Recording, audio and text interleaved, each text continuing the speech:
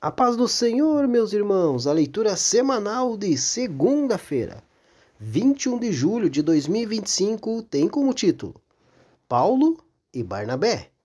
O texto bíblico se encontra-se na carta de Paulo aos Gálatas, capítulo 2, versículo 9, que diz assim: E conhecendo Tiago, Cefas e João, que eram considerados como as colunas, a graça que me havia sido dada, deram-nas às destras, em comunhão comigo e com Barnabé, para que nós fôssemos aos gentios, e eles à circuncisão.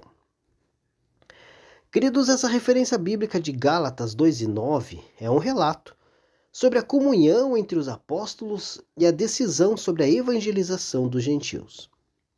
Nesse texto, Paulo descreve como Tiago, Pedro e João, que eram considerados como colunas da igreja, estenderam a mão direita a ele e a Barnabé, em sinal de comunhão.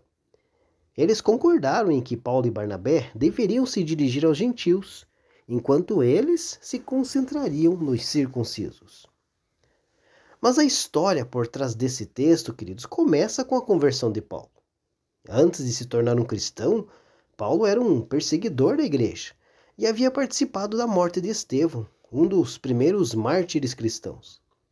No entanto, em uma viagem para Damasco, ele teve uma visão de Jesus e se converteu ao cristianismo. Depois disso, ele começou a pregar o evangelho e a converter muitas pessoas. No entanto, nem todos os cristãos aceitaram Paulo imediatamente. Alguns ainda o viam como um perseguidor e não confiavam nele. Isso levou a um conflito entre Paulo e os apóstolos, que eram considerados as autoridades da igreja. Eles questionaram a validade do ministério de Paulo e exigiram que ele se submetesse à lei judaica, incluindo a circuncisão. No entanto, Paulo argumentou que a salvação era pela fé em Jesus Cristo e não pelas obras da lei. Ele também defendeu que a mensagem do evangelho deveria ser levada aos gentios, que não eram circuncidados e não seguiam a lei judaica. Isso levou a uma reunião em Jerusalém, onde os apóstolos discutiram a questão da circuncisão e da evangelização dos gentios. Então foi nessa reunião que Tiago, Pedro e João reconheceram a graça que havia sido concedida a Paulo e Barnabé. Eles estenderam a mão direita em sinal de comunhão e concordaram que Paulo e Barnabé deveriam então se dirigir aos gentios, enquanto que eles se concentrariam na evangelização dos circuncisos.